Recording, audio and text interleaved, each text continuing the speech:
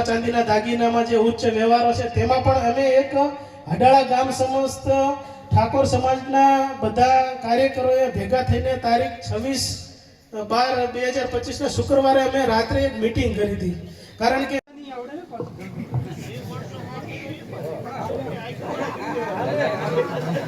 જેમ અગાઉ મેં આપને જણાવ્યું તેમ આપણે હડાળા સમસ્ત ગામ આયોજિત જે આપણે આ કાર્યક્રમ કર્યો છે તારીખ 28/12/2025 રવિવારના રોજ, તે સમાજમાં જાગૃતિ લાવવા માટેનો કાર્યક્રમ કર્યો છે. જાગૃતિ એટલે એવી વસ્તુ છે જે મેં અગાઉ કહ્યું તેમ કે આપણે ઘણી બધી એવી માન્યતાઓને વળગીને આપણે બેસી રહ્યા છીએ કે જેને આપણે સમાજમાં આગળ જતાં ઘણું બધું નુકસાન છે.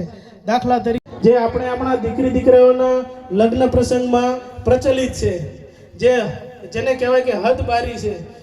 અત્યારે આ સમયમાં એટલે છેલ્લા 2-3 વર્ષમાં તો ભાઈઓ મને તો જોવા મળ્યું કે લાખ રૂપિયા સુધી પહોંચી ગઈ છે. માટે ખરેખર આ બહુ આપણા માટે શરમજનક કહેવાય કે આજે આપણી દીકરી પરણાવી છે, કાલે સવારે આપણા ઘરે આપણે કોકની દીકરી લાવવાના છીએ. વ્યવહારો છે જે આજના સમયમાં નાના માણસને તેમજ મીડિયમ માણસને પરવડે તેમ નથી. મસ્ત જે આગેવાનો છે આપણા સમાજને કે એટલો બધો કેપેબલ હજી નથી કે આપણે લાખો કે કરોડો રૂપિયાનો આપણા લગ્ન પ્રસંગમાં દીકરા દીકરીઓને ખર્ચ કરી શકીએ. માટે હવે આપણે જાગવાની જરૂર છે. એટલા માટે આપણે એક આ કાર્યક્રમની શરૂઆત કરી છે. માટે હવે આપણે કાર્યક્રમને આગળ ધપાવતા એક એ પણ છે કે આ સ્ટેજ ઉપર જે આગેવાનો છે, વિકાસ શક્ય નથી. માટે સૌ પ્રથમ આપણે આપણો વિકાસ કરવા માટે શિક્ષણ અને વ્યસન, આ બે વ્યસન પ્રથા દૂર કરવાની જે બે બાબતોનું મહત્વ. દાખલા તરીકે આપણે લગ્નમાં વ્યવહાર તરીકે સોના ચાંદીના દાગીનાનો ઉચ્ચ વ્યવહાર કરતા હોઈએ છીએ. માન લો કે અમુક, હું કોઈ વ્યક્તિગત નામ નથી લેતો, પણ હું મારા જ શરૂઆત એવી કરું છું, મને એવી અંદરથી સમાજના વિકાસ માટે તે યોગ્ય નથી. માટે આ કરું છું, મતલબ આપની સમક્ષ પ્રસ્તાવ મૂકું છું. આમાં આપના સૌના સલાહ સૂચનો આવકાર્ય છે. આપ સૌ કહેશો તે પ્રમાણે જ અમે એનો અમલ કરીશું. અને આ તો અમે એક વિચાર રજૂ કર્યો છે, માટે આ કોઈ પોતે વ્યક્તિગત રીતે સ્વીકારી લેવું જેવું નથી, પણ એમાં તમારા કઈ તમને હું જે જવું અને વર પક્ષથી કન્યા પક્ષને સમક્ષ 11,000 રૂપિયા પાટલે મૂકવા, આવો એક નિયમ, પ્રથમ નિયમ રજૂ કર્યો છે.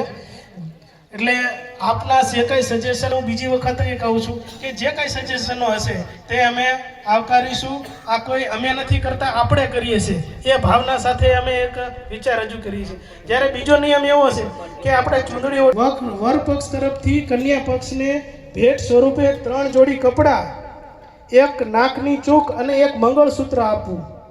બિનજરૂરી બીજા ખર્ચા કે દેખાવ ન કરવા તેવી વિનંતી કરીએ છીએ અમે.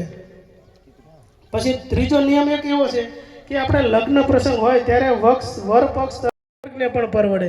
કારણ કે આપણે બધા ભેગા થઈએ છીએ, આપણે કોઈ એવા કરોડપતિ કે એવા હશે, નો ડાઉટ બધા ઘણા બધા આમાં ઉપસ્થિત હશે, પણ નાના માણસને પરવડે તેના માટેના આ એક અભિયાન શરૂ કર્યું છે. જો આપ સૌનો સાથ સહકાર હશે તો એ 101,000% સફળ થશે.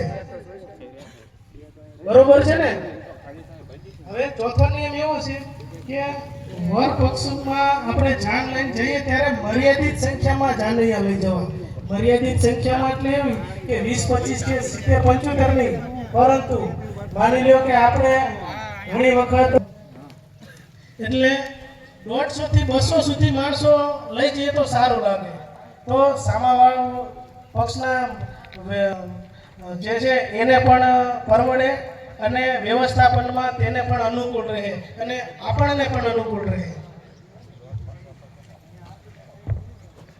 ગુજરાતીમાં એનું વાત કરીને આપીશ કે पंक्ति कई आई है कि लहरों से डर के नाव कभी पार नहीं होती, कोशिश करने वालों की कभी हार नहीं होती।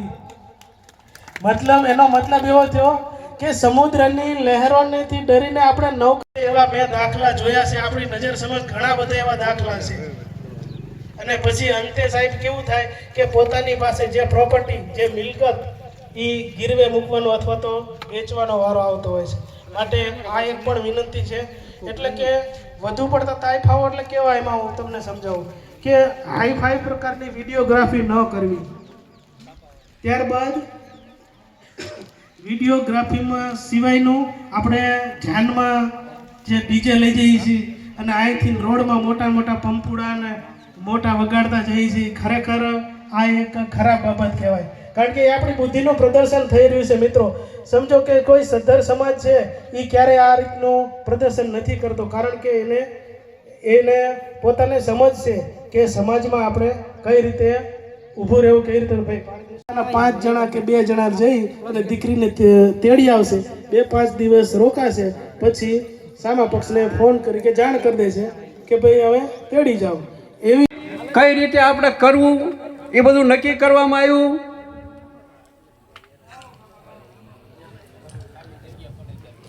આપણે એ વખતે એવું નક્કી કર્યું હતું.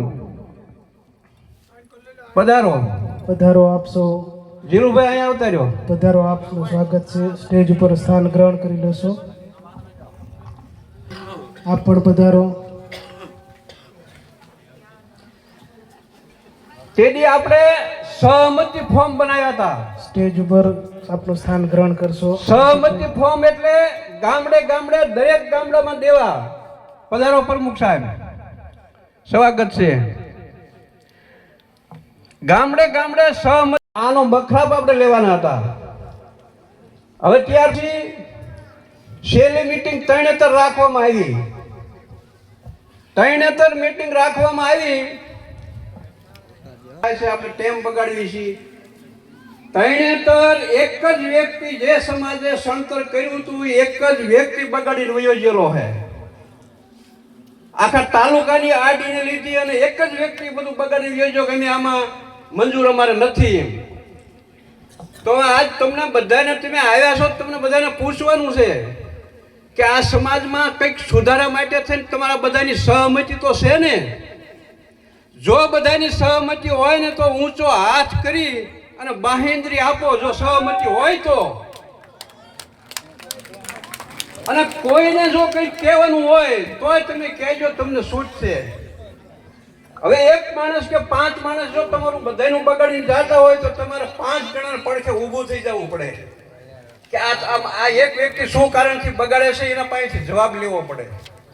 આજ તમે મિત્રો ગમે એ બંધારણ કરશો અને નક્કી કરશો બધાય, અને કાલ સવારે જો કોઈક સમાજ